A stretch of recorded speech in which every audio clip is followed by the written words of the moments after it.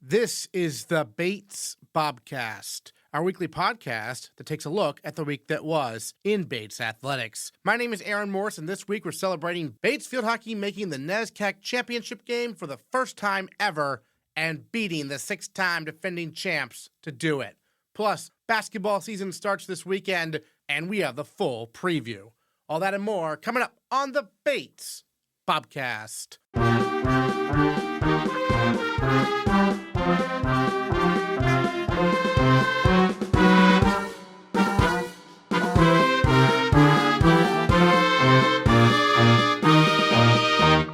The Bates field hockey team is ranked 11th in the country after going to Middlebury this past weekend and stunning the six-time defending NESCAC and NCAA champion Panthers 2-1 in the conference semifinals.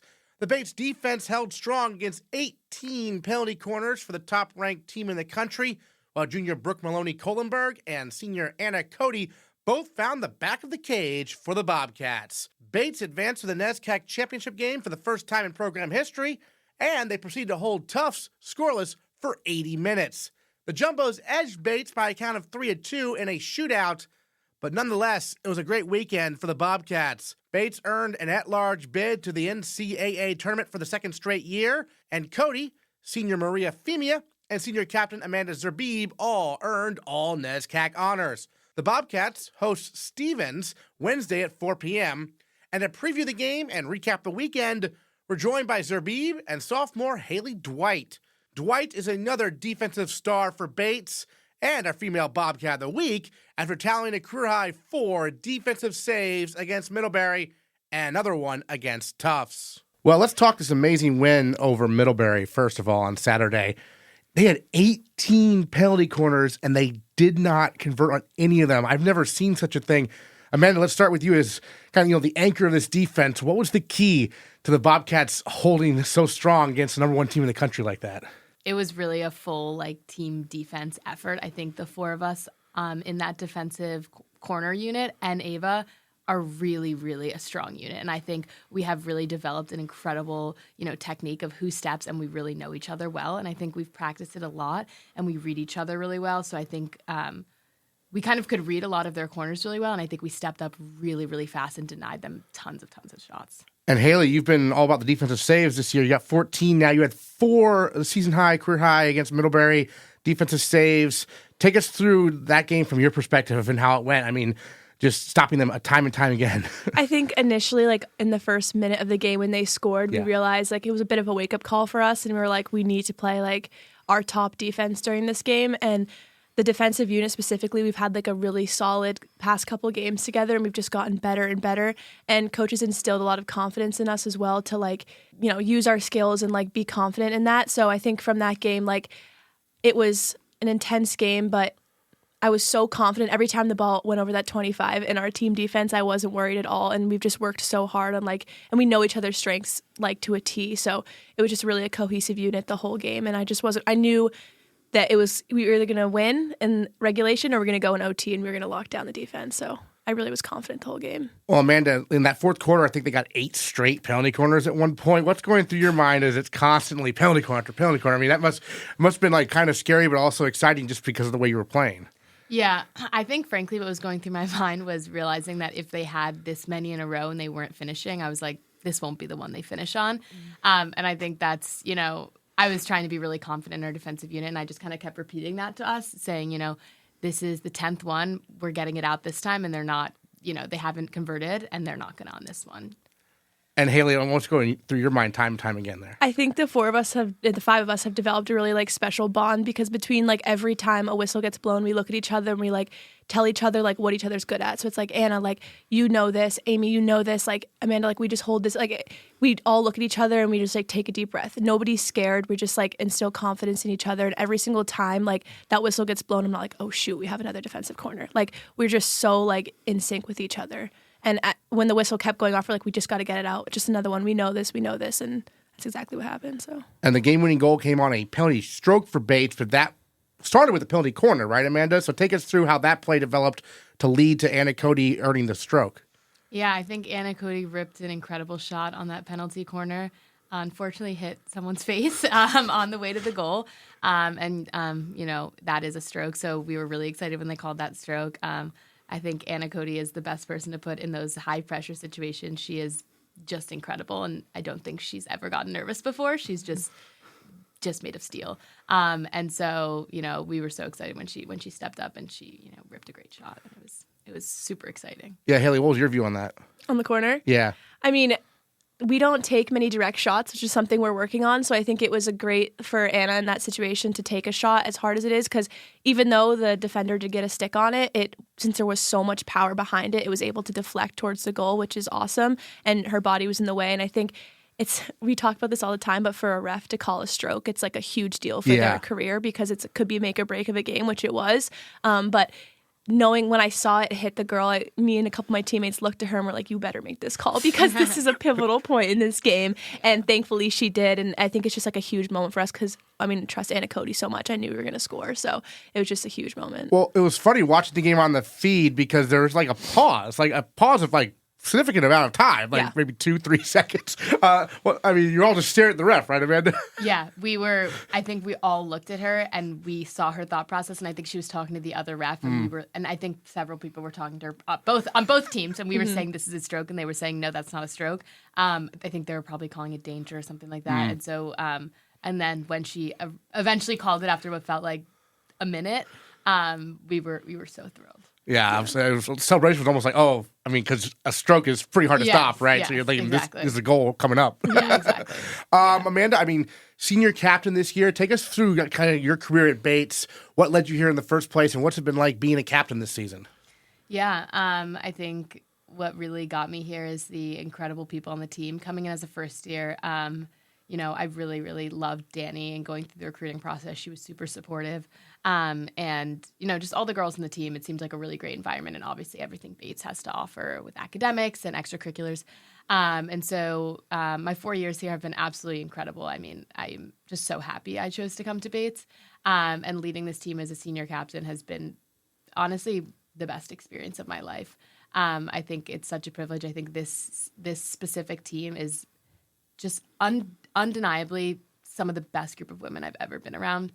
I think our team chemistry, how much fun we have together is really unmatched. And I think I was really excited coming in, seeing all the first year's faces. Even though we lost 8 tremendous seniors, I think we really saw all these first years come in, and each person every single grade grew so much in the off season and grew so much even in preseason. And I think it was really clear that we could still set our hopes really high and, make it to where we are now. Well, one of the younger players who has really grown a lot this year has been Haley, obviously a sophomore. We've talked about this before, how you didn't play a whole lot last year, played a lot this year. What have you learned from maybe someone like Amanda, your senior leaders, especially on defense, about what it takes to succeed, and how have you applied that during games? Yeah, I remember last year, looking up to her and being like, wow, she is so solid. She's so composed.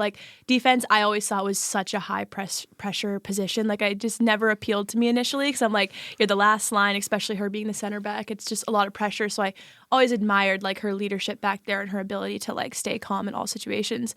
And then coming in this year as just a midfielder, not as even as a back, but being able to work with Amanda on the right side the first half of the year, we just gained this bond just as it was, just connecting constantly. So the shift to a right back was really easy for us, I think, with our ability to connect. And I just look up to her, and I remember the Middlebury game, I was flustered in the first quarter because I slipped a few times or whatever, or got the ball taken from me. And then at the end, Amanda was just like, hey, shake it off. You got this. And then she kept looking at me and she was like, smile, we're going to win. We're going to win. And there was 7 minutes left in the game. And just her, the passion that she has for the game, I think she just leads by example over anything else. And it's really great to work with. Well, Amanda, to beat Middlebury, you as a senior know it better than anyone else, right? They've been the 6-time defending NCAA champions, not just NESCAC, NCAA champions. So what does that mean for the program? Big picture, just monumental, right? Absolutely monumental. I think we were all really upset with how it went on Sunday, and I think we all just kept remembering we just made history, and this was the most monumental win in Bates field hockey history. I think especially as a senior, I just remember my first year here, we went to Middlebury. We trekked up to Middlebury as the 8th seed. We lost in a 4-0 game in the NESCAC quarterfinals. And to be where we are now after just beating them and making it to the NESCAC championship, I I just am so proud of how this program has developed, and I'm so excited for the next couple of years. Yeah, you mentioned Sunday. That was the game against Tufts there where, I mean, the defense did all you could, right? I mean, they didn't score the whole game, including overtime. I mean, it's wild. They've had a bunch of shootouts in a row, and you all are just kind of getting used to the shootout thing, right, Amanda? I mean, you made your goal. You don't want to go to a shootout, but what's going to be the key going forward if you happen to get in that situation again? Yeah, I think that we definitely will start practicing that a lot more. I think, our coach Danny said that she has never been to a shootout in her whole career in her 12 years here. And now she's been in it twice in 1 week, which is pretty crazy. So I think that's definitely something we'll start to bring into practice, but hopefully we won't make it there again. And hosting NCAAs, I mean, we got the experience of this last year, doing it again here this season. Haley, what are your thoughts on Wednesday's game coming up here? I'm really, really excited for us. And we always say, respect all but fear none. So they've won their conference. They're a talented team. Anything is possible for our team. Now that we've beat one of the top team in the country, I know we can take it all the way. So we just have to have that confidence and just not skip forward to the end and just take game by game and make a statement on Wednesday, not just sneak by, but really make a statement and put everything that we've been working on to use. So I'm really excited for us. Yeah, Amanda, I mean, just looking at the bracket, obviously one game at a time, but it's a tough bracket, right? I mean, it's going to be, you're going to have to earn it. Yeah, definitely. I think we all realize we're in a tough bracket, and I think that that's motivating. We're calling this kind of our revenge season. Yeah. And so I think, we're Babson, Tufts, let's bring it. We've shown that we can beat the best team. And I think we're all kind of riding that high in confidence, and we're saying, we can really beat anyone. Great. Well, Haley, any other thoughts you wanted to mention about the weekend, the trip to Middlebury we haven't got to talk about yet? No, I think it was just a phenomenal experience, and being part of something like that and everyone being so excited and realizing that we just made history has just brought us together so much, and I'm just really excited to see where the season goes. Amanda, how about for you? Anything else you want to mention? Nope, same as Haley. I mean, I'm ecstatic, and I can't wait. We have a long way to go.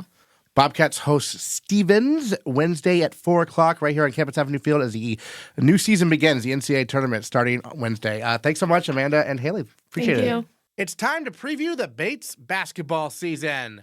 Coming off a Sweet 16 appearance, the Bates women's basketball team is ranked 25th in the country by the Women's Basketball Coaches Association, and they host Husson Friday at 7 p.m. in Alumni Gym.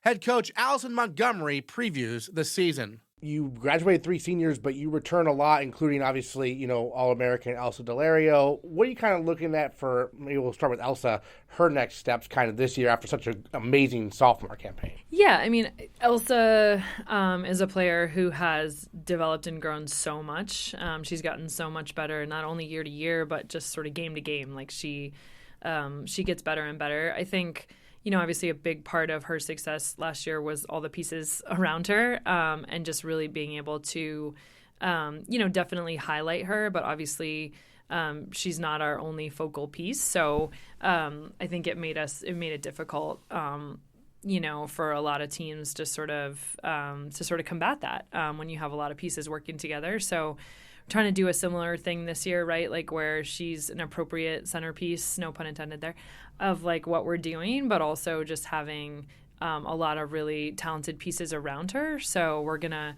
run an offense that really will highlight us collectively as a team, but put her in plenty of opportunities individually as well. So I think that's kind of always the goal, to kind of maximize, the key players by getting the most we can out of everyone on the court. You graduated Maureen Kennedy, who was your leading scorer last year. So what, maybe some younger players, who are you looking for to kind of fill that void in terms of putting the ball in the bucket? I mean, obviously we talked about Elsa, but who else? Yeah, I think we're going to be really balanced again. I think, all the women that we're looking at as sort of our leading components as potential starters on Friday can really score. Sarah Hughes, last year as a freshman was a huge spark for us, both ends, but definitely offensively off the bench. So I think, we're really looking to her for that. Sophie Spolzer too gave us, some good offense off the bench. A Rose is kind of she does it all on both ends, is a really nice compliment. And, you know, we have our other returners in like Ava James and Maya Hicks are both, you know, have a ton of potential, little kind of different players who impact in different ways. But we also, I'd like to think of us as like the most experienced young team out there because we do have like a lot of these key returners, but we have 6 freshmen as well who are gonna, it'll just be interesting to see how the year unfolds. They're all really capable. So it'll be interesting to see as we get in our stride of just figuring out chemistry and, you know, who kind of fits into that. I think at different points throughout the year, it could be different. So we're looking for our freshmen to sort of infuse us with some really good stuff on both ends, but definitely in the scoring column as well. You touched on Alexandra Long-A-Rose. Yeah. You're a lone senior, right? Mm-hmm. And she's obviously the captain of this team. So, yeah. I mean, she's been a leader, I think, really since day one here. She played a lot as a first year as well. But tell us a little bit more about her and what she brings to the table. And for her, I mean, the next step is probably just increasing the scoring a little bit, basically. Yeah, I think so. Like, we've been really you know, emphasizing that with her in this like preseason and first stretches of practice, where to really sort of have that self-identity for herself, where she's thinking of herself in that way. She has a really, really unique skill set and her ability to just, she's so fast and so explosive. And so her ability to score in transition, you know, last year she played in that sort of 4 spot a lot. So she's kind of matching up against some posts, and she really demonstrated her ability to guard in that way. But there can be mismatches there for her in terms of the size of opponents trying to guard her. So just really, really wanting to put her in positions and also to really push forward that mindset of the ways that she really can exploit defenders with just her natural ability to run past them with her speed and athleticism. Yeah, you touched on her ability in the post to block shots. I mean, she and Elsa were the top 2 shot blockers, I think, in the NESCAC last year.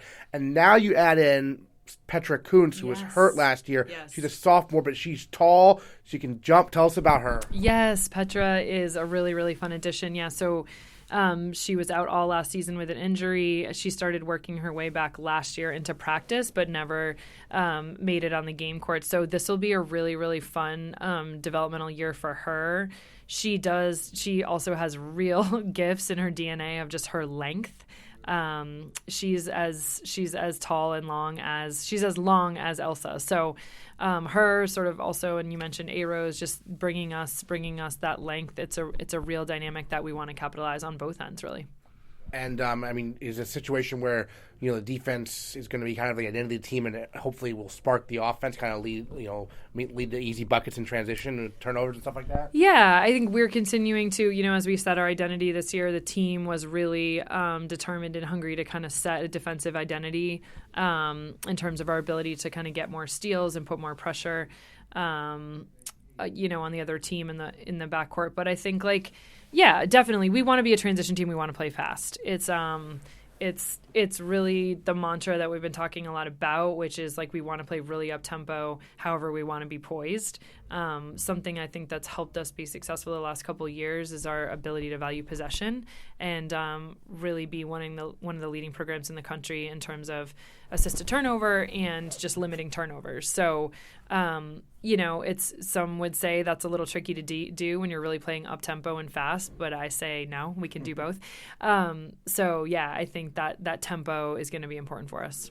And then you mentioned 6 first years, so obviously you graduate 3 seniors, so you have 6 first years coming in, so bigger roster than last year. Yes. So how does that work for you as a coach? Because I know last year everyone had to stay healthy, and they did last year, and it worked out, but now you have some depth, right? I know. I think with every dynamic like that, every coach would tell you, like, they just bring unique, different challenges and worries and challenges to a team. So it's actually been really nice this preseason to have some more numbers. You know, last year we started the season with 10 healthy bodies, and we had 12 on our roster altogether. So that's different now than the 15. But I'm really excited. I think part of, you know, getting off to, you know, the game season for me is going to be a lot of figuring out those combinations, the chemistry. I think last year was a little more straightforward. In terms of who was playing together, where people were playing positionally. So I think it's going to be a little more of a journey to figure that out this year, but I think it's also really exciting. I think we have a lot of really versatile players, especially in our first years. We have some first years who are kind of big and strong, but are versatile in terms of their skill set, in terms of their ability to shoot. and handle the ball. So I'm excited. I'm just as excited to figure it out as I think people watching us play will be. So but we're feeling really good about our freshmen's class ability to impact. Terrific. And then obviously, we touched on the fact that you made the Sweet 16 last year, but it's kind of a weird feeling because it's the farthest, Bates women's basketball has ever advanced and matching 2 other times. But I'm sure the team feels like they left something on the table a little bit, right? Yeah, for sure. I mean, I think it's always the trick every season as you approach a new season to appropriately fuse everything you learned and everything you kind of want to recreate and the important parts of your success that you want to bring with you, while also balancing that with wiping the slate clean, starting with a new identity. I mean, every team every year is different and new, and so I think that is a really delicate balance of wanting to repeat certain things, but also understand it's always going to look a little different. So I think they've set some really high goals for themselves. I absolutely agree. I think one of their sort of values this year is about being hungry, feeling that they're very unsatisfied, and I think they want to really be fueled by that passion, but also kind of understand there are some lessons to be learned at different points in the season, including maybe how it ended. So it's like fusing that hunger with also really good poise and more maturity and understanding what it takes to get to another step. Great. Well, anything else you want to mention about the upcoming season people should know we haven't talked about? I don't think so. I think just really excited to, like I said, display our brand of basketball that has created a little excitement in our community, but also carve out a really kind of unique identity for this team specifically, and to really balance that returning veteran group with some new young blood. So hopefully that will give us a really fun identity this year. All right, Coach. Thanks so much. Thanks, Aaron. Led by reigning NESCAC Rookie of the Year, Mark Bajan II, the Bates men's basketball team heads to the Windy City this Saturday to take on the University of Chicago. Head coach John Furbush previews the season. Well, Coach, a trip to Chicago to start the year for the men's basketball team. That's a little different, exciting. How'd this come together? I've been talking with the U Chicago coach for many years about doing this tournament, and just the scheduling hasn't worked out, but I committed to it last summer at a recruiting event when I saw him. So it's a great opportunity for us to get out of region and play some really competitive teams early on in the season. Yeah, certainly. And then look at your team this year. Obviously, a lot of guard-heavy team. So how does that dictate what kind of strategy you're putting out there for the team? Yeah, we're going to try to spread the floor and keep an open paint concept, and obviously look to get in there off the drive, but also off some post touches to our bigs when they roll in there. But yeah, we're primarily going to play through our guards, and we have a lot of them. I have some tough decisions to make heading into the weekend. Well, you do. You have the return of Jameer Primer to the team. Took a leave of absence last year, now back. He and Mark Bajan II were both impact players when they were rookies, and now he's a junior and Bajan's coming back as a sophomore. And they're both kind of like very exciting players, but you have to almost also kind of reel them back sometimes, right? Yeah. No, we want their aggression is their strength, and their ability to get downhill is their strength. It's really important that we take care of the basketball when they have it in their hands, and I think they've showed some flashes in practice of being able to play together at a high level, and so hopefully that continues to develop, and we could be really good with those two in the backcourt. It seems like, for a lot of these guys, we've kind of seen flashes of their potential. Grant Netto, for instance, he's shown flashes, and he's looking good this camp, right? So tell me a little bit about what's the next step for a lot of these guys in terms of taking these flashes and to produce, victories in NESCAC play. Yeah, I think so much of just basketball players in general, their confidence is relying on their ability to shoot and score, and we're trying to get them to really focus on your value is based on your ability to guard and play defense, and so that puts a lot less pressure on shot making and offensive creativity, and I think the more these guys just focus on if you're not making shots, you can still impact the game by getting stops and keeping your man in front. But I think a lot of it is repetition, time, confidence.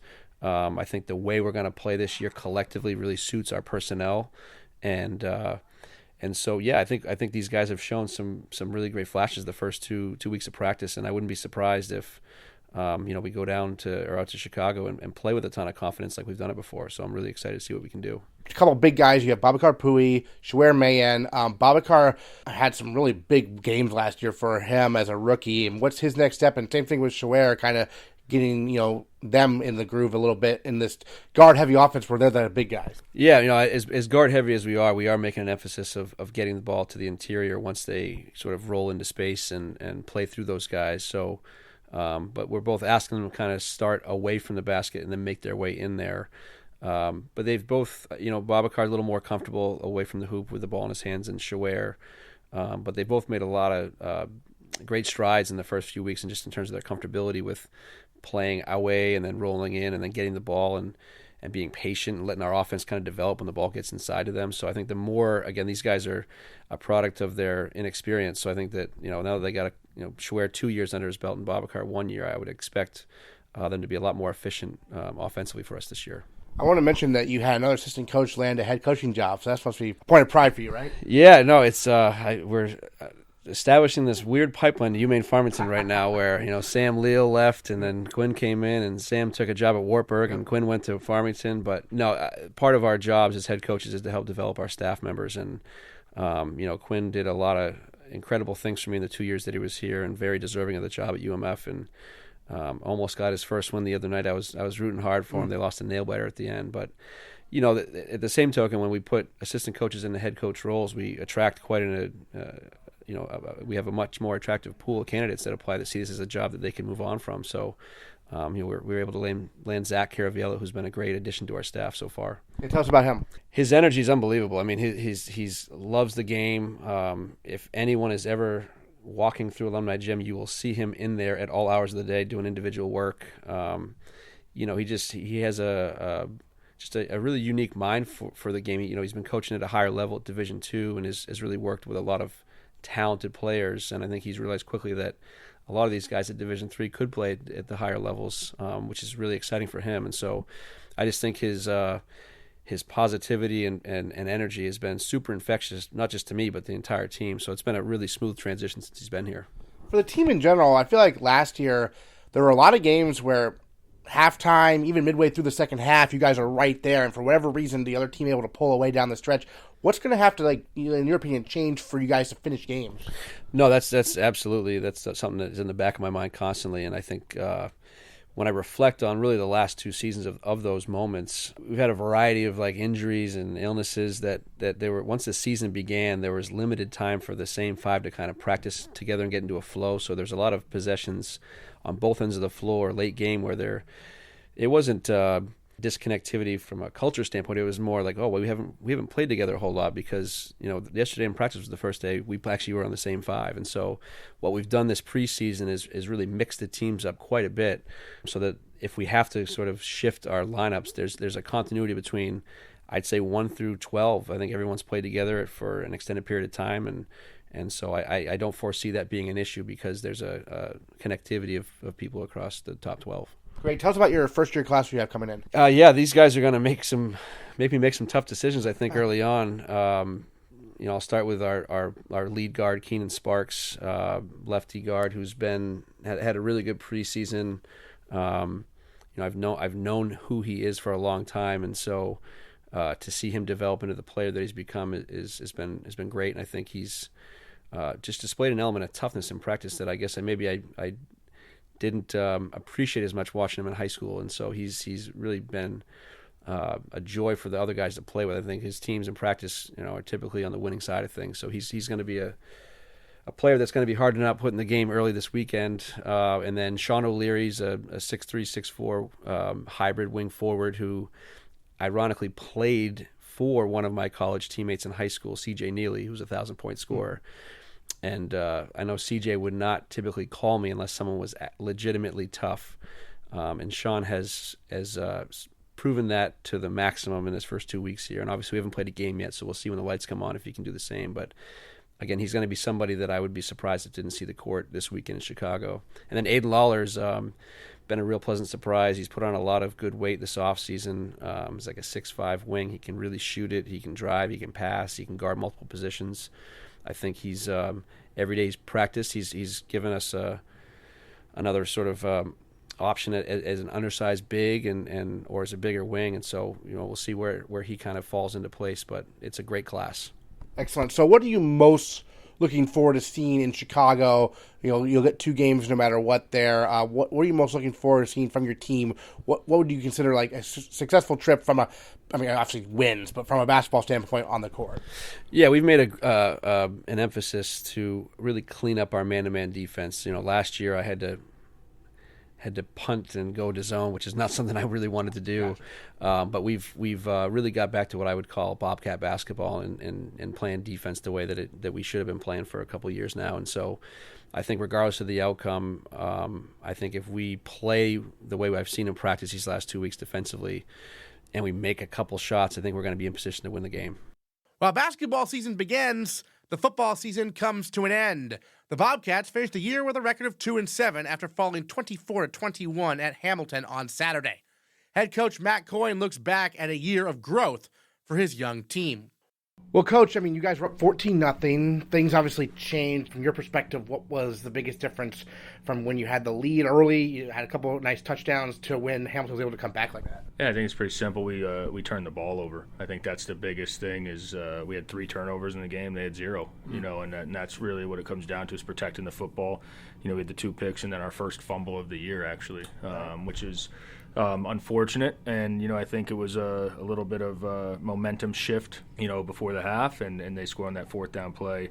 And then, on top of that, I just think we didn't run enough plays. We ran a total of 44 plays in the game. We averaged almost 7 yards a play. So we were operating. It's just we weren't on the field a lot. 23 plays in the first half and 21 plays in the second half. And that's, really not a recipe for success against any team you play.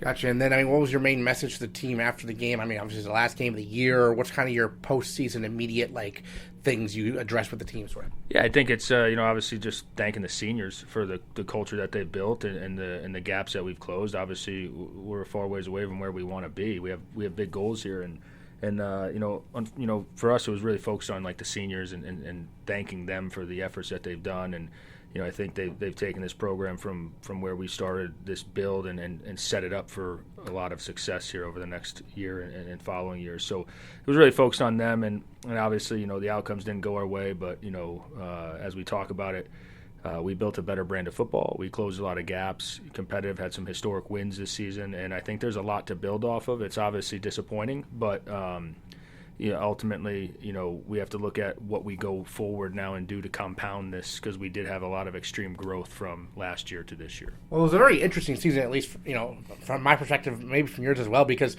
normally with Bates football, during my time, you can kind of look at the schedule and say, okay, these are the games we're probably going to have a chance in. These are the games maybe not so much this season. But this year, you beat some teams before the year maybe no one thought you could, and maybe some teams you thought you could beat got you. So, how do you, look at, for example, Wesleyan and the Hamilton dichotomy, kind of, how do you look at that as a coach? It's just, for us, I think it's very simple. We're inexperienced and we're inconsistent, and we still have to continue to grow. And then that, fortunately for us, we don't lose a lot. We lose a lot in the sense of the impact of those seniors, and obviously they're them leaving will be felt. But for us, we return, 8 starters on each side of the ball. And for us, we started 14 freshmen and sophomores this year. And I think overall, it's just that's the difference. But, the bottom line is we have the ability to beat any team any week. But the best teams in the league consistently play and do the right things and make those plays when they present themselves. And for us, we need to make more plays. We need to get better across the board, physically stronger, and just understanding, situational football and when to take risks and when to take chances offensively and defensively. And I think that just comes with time, and a lot of our guys are learning on the job, and that's just where we're at right now. As we go through this offseason, I'm just super excited to get to work with these guys now and get to develop them again and compound that big offseason with another one. And that's how programs are built. Our guys, the biggest thing from this season is just the culture. The culture and just how we talk to each other and how we feel. It's we want to get out of that realm of saying, here's the games we're supposed to win, here's the games we're not. That's not championship football. And for us, it's very hard to break that, when it's a habitual thing from previous. But for us now, it's guys, you have the ability to beat the best teams, and you have the ability to beat the teams that might not be the best record-wise. But that's this league. Every single week, any team can win. And going forward now, having them seen us, we're 11 points away from a 5-4 record. Yep. You know, when you look at it, and that's crazy, and we're just not ready for that yet. And to us, we didn't earn that, and now we have to earn that and take the next step. But now looking at it as we go through the offseason, teams aren't going to underestimate us. Right. They've seen that we could beat the best, and they've seen us be in close games, 3-point games, 2-point games, this, that, the other. Our brand of football is getting better, and we just have to continue to work and continue to strengthen our culture and continue to bring good players in here and develop them. But we're really excited about the stock of players that we have coming back and what these seniors have left us with a culture that's able to sustain and move forward towards some goals that are very lofty. I was going to say, you're not going to surprise anyone next year. Everyone knows that Bates is coming with some pretty high level talent. So how do you approach that with your guys? Like, you're not going to get the luxury of surprising Wesley in week 3 next season, right? No, I think it just starts with having the self belief, and that's really the biggest thing for us right now. We're focused on Amherst. It's crazy to say, but we're focused. Yeah. We're 10 months out from Amherst, and we're already starting our off-season program post-Thanksgiving and things of that nature. We're giving some guys some time off to debrief, but they're excited to get back in there too. They understand the gains that we saw from that 1 year of the off-season, the growth. But that's what, for us, that's the next step in this program, is to take that next step and be able to consistently show up and consistently make the plays when they present themselves. And that's really what football comes down to when you're in positions, offensively or defensively. Like I say all the time, guys, at some point, if a team wants to run 4 verts, it's man-to-man. You know what I'm saying? You have to go and make a play, and when it presents itself, and we have to make sure that we prepare you the best way for that play and build you with confidence. And I think that's the piece that we get through the offseason, is this elite level of confidence and self-belief through your work and preparation, that you've changed yourself mentally, physically, emotionally, so that you're ready to step on that field and use the experiences gained, whether they are positive or negative, to be able to mitigate the negative ones and really compound those positive ones, to be able to shrink the gaps and then ultimately win the games that we're supposed to win. And we feel it's every game. Sounds like spring practice can't come soon enough, right? Yeah, we're excited. I think they're gonna be chomping at the bit, and for us, it's obviously, we'd love to finish the season with some wins, and we didn't earn them, and we didn't deserve them, and it starts with myself down to the staff. We have to get better, and we feel that way. We got better, but now it's for us as well as coaches, how do we get better through the next 10 months? But also our players are chomping at the bit because they feel it. They do feel it, and I think the league feels it, and people see it. And now it's guys, you don't just stumble upon beating a Wesleyan and a Middlebury. You don't. It's not just But for us, it's how do we take care of it consistently week in and week out? And now it's let's get back in the lab, let's work, let's develop, let's get older, let's get wiser, let's get bigger and stronger, and build our sort of our self-belief. I think that's the biggest piece this offseason. Great. Well, anything else you want to mention about the season that we haven't talked about yet? No, again, I just want to thank the fifth years and the seniors that are leaving our program, the 12 of them. Again, they'll never know how much I appreciate them, even though I tell them all the time, just because they've stuck through it and they've helped build this foundation. And now really our younger guys can take the next step and have a program that people will be proud of and can turn into a winning one. All right, Coach, thanks so much. Thank you. One of the young stars for Bates football you'll be hearing about the next 2 years is sophomore linebacker Ryan Rozich. He tallied a career-high 14 tackles Saturday at Hamilton, including 10 solo stops. And Rozich is our male Bobcat of the week. Well, Ryan, looking back on your sophomore season, obviously wrapped up this past Saturday, but take me a little bit through what you're happy about in terms of, what the team was able to accomplish and what you're hungry for kind of going into your junior year next year. So, totally, I think we accomplished a lot this year, and we took a giant step from last year.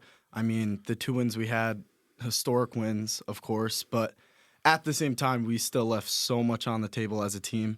I was talking to Coach Weirhan earlier today, and I think he said in the matter of 11 points, in an 11-point differential, that was the difference between 2 wins and 5 wins. So, looking back as a team, there was just so much we left on the table, and that just makes me hungry, and that makes the entire team that much more hungry heading into this offseason, to know that we were that close to just doing so much better this season, and I can tell you that's going to drive us through this entire offseason.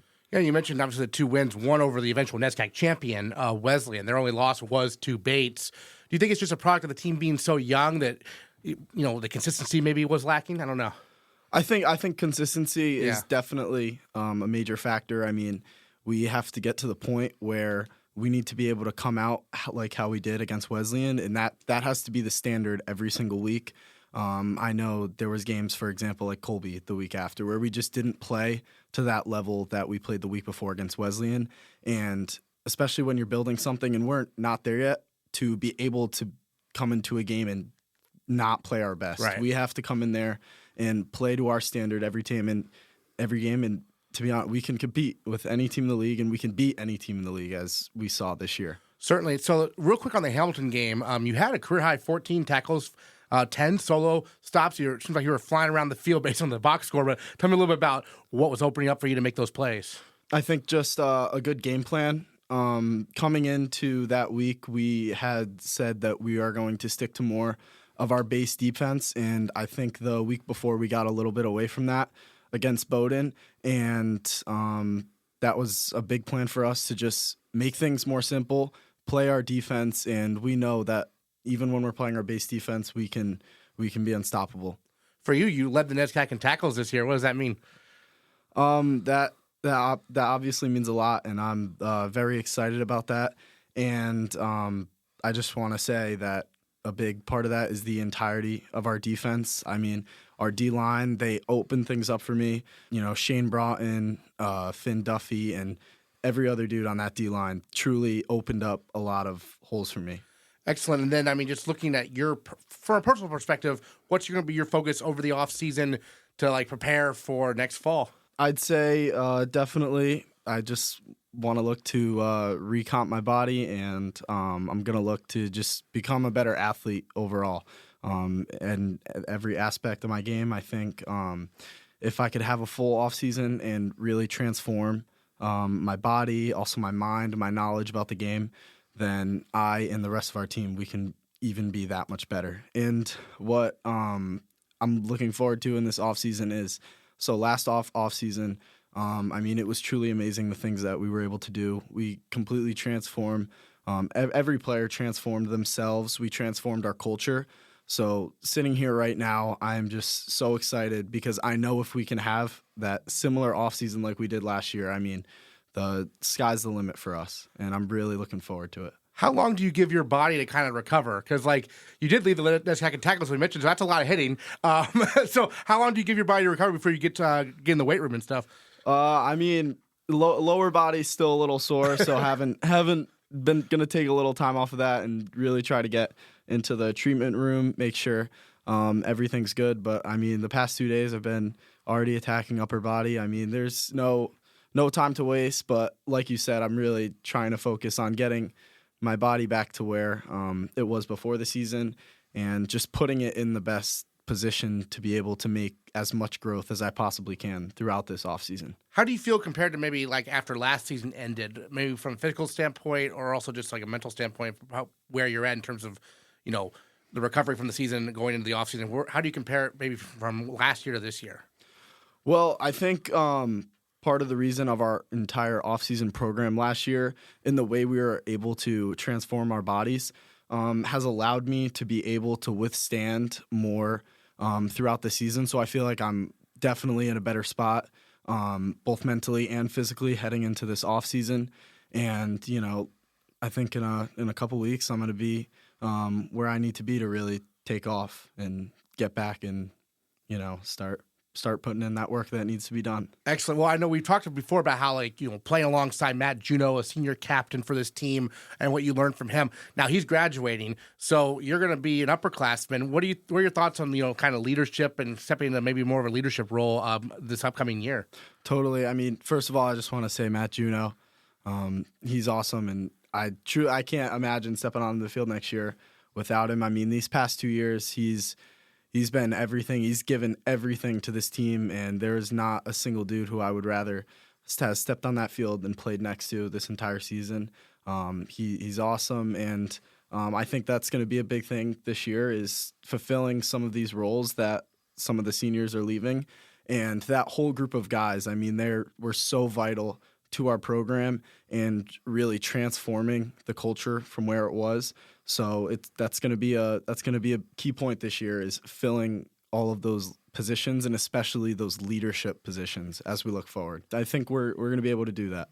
but it's going to definitely take some work. Excellent. Any other thoughts you want to mention about the season as a whole we haven't talked about yet or anything? I think it just comes down to just proud of the outcome that we did, but at the same time, there's just a lot we could have improved on, a lot we left on the table, and that's just going to be that driving force going into this offseason. So I'm looking forward to it. I know the whole team's looking forward to it, and I know we're 3 games postseason, but I think myself and along with the rest of the team, I mean, we're ready to go, and we're ready to really transform ourselves and transform this football team once again. All right, Ryan Rozich, our male Bobcat of the week, career high 14 tackles, including 10 solo stops Saturday at Hamilton. Thanks so much for joining us on the Bobcast, and congrats on really kind of a breakthrough year this year. Thank you. I appreciate it.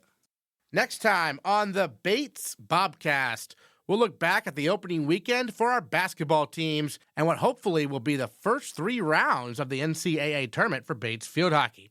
Plus, a preview of the squash and swimming seasons. All that and more next time on the Bates Bobcast.